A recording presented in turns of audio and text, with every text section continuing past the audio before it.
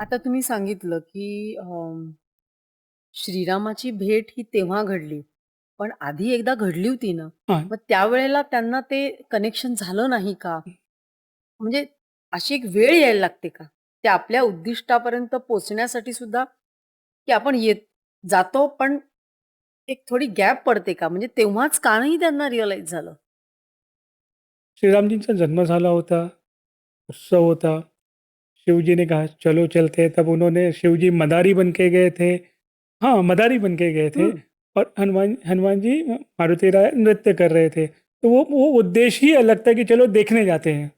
उस समय वो समझ वो कहते हैं ना कि जैसे भगवान कृष्ण का भी उन्होंने जन्म जिस कारण से लिया था, कंस का तो वध किया ही, बाद में जो धर्म की स्थापना करनी थी, तो जब कंस का वध करने के बाद गुरुकुल में गए, गुरुकुल में शिक्षा दीक्षा ली, और शिक्षा दीक्षा जब समाप्त होने आई, तब भगवान परशुराम आए और भगवान कृष्ण को कहे कि अब जो भी आपको लीलाएं करनी थी, है ना, वो सब पूरा हुआ।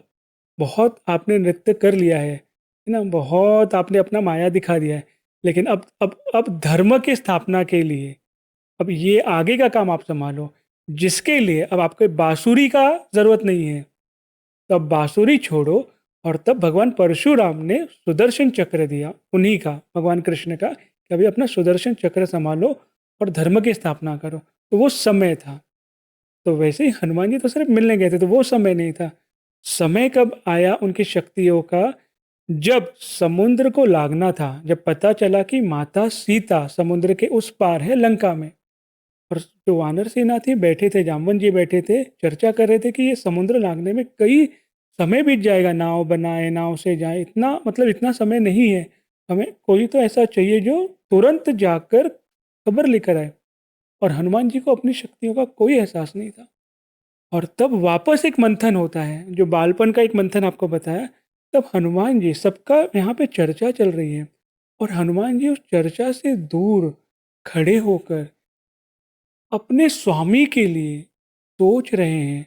तो ये जो लॉन्गिंग, ये जो तड़प आपको कह रहे हैं ना, ये आपको निखारता है। ये जो मेहनत है कि आप घुस रहे हो अपने भीतर कि मैं क्या कर सकता हूँ। तो हनुमान जी के भीतर वो द्वंद्व चालू था कि मैं कैसे अपने राम की सहायता करूँ और जल्दी से जल्दी इस समुद्र को लांघ कर आऊँ, या इसका मैं कुछ तो सॉल्यूशन निकालूँ, निदान करूँ। और अपने भीतर समुद्र को ऐसे बोलते हैं ना, सिर्फ ऐसे देख रहे हैं कि मैं करूँ क्या? ऐसा क्या करूँ? तो ये जो तड़प है ना, कि मुझे करना है, मुझे दो। और तब पूरा ब्रह्मांड, तब वायु देवता और तब जामवन हनुमान जी को उनकी शक्तियाँ याद दिलाती कि आपके लिए कुछ नहीं है, आप तो ब्रह्मांड के भी परे जाके आ सकते हो, आप सूरज तक लांघ कर गए हो। तब उनको याद दिलाते हैं और हनुमान जी को याद आता है, और तब वायु देवता उन्हें ले जाते हैं और पूरी उनकी शक्तियाँ याद दिलाते हैं। और तो एक ही छलांग में हम कहते हैं ना, पार करके गए। तो ये लॉन्गिंग, ये तड़प जिनके भीतर है, इसलिए कहते हैं ना कि हर किसी के हृदय में हनुमान जी हैं। बस वो आप अपने आप के भीतर जाओ। और साथ ही साथ शक्तियाँ कब मिली उन्हें, शक्तियाँ कब याद दिलाई गई? जब उन्हें भगवान श्री राम मिले, जब उनको उद्देश्य मिला। अन्यथा उस शक्ति का दुरुपयोग होगा। बिना उद्देश्य के शक्ति दुरुपयोग होगा। उद्देश्य मिला, और उसे कंट्रोल कहिए, सही दिशा देने वाला चीज़ भी होना चाहिए। इसलिए जीवन में कोई तो एक गुरु होना चाहिए कि जो आपको अलाइन रखे। गुरु का भी गुरु होता है, जो जैसे जब गुरु जी कुछ सिखा रहे तो उनकी भी एक सीमा होती है। तो फिर उनके भी एक गुरु होते हैं जो देखते हैं, वो अलाइन रखते हैं। और हम सबके तो परम गुरु शिव जी हैं। वो सही दिशा में कंट्रोल रखते हैं। तो किसी को तो अपना बागडोर, अपना कंट्रोल देकर रखो। क्योंकि हमें कभी-कभी नहीं समझ में आता है कि हम गलत तो नहीं जा रहे हैं। तो किसी न किसी को तो अपना एक डोर दे के रखो कि ज़रा-सा भी गलती हुई तो प्लीज़ बताना, सद्मार्ग पे चलें। इसलिए जीवन में गुरु होना बहुत आवश्यक है, जो आपको दिशा दे, आपकी शक्तियों का सदुपयोग करने के लिए आपको राह दिखाए।